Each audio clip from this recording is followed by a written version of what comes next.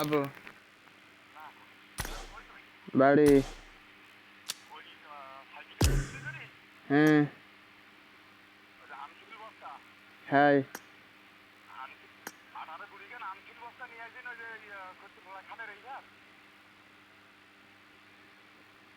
আচ্ছা ক্ষতির খালি রেখার কনে।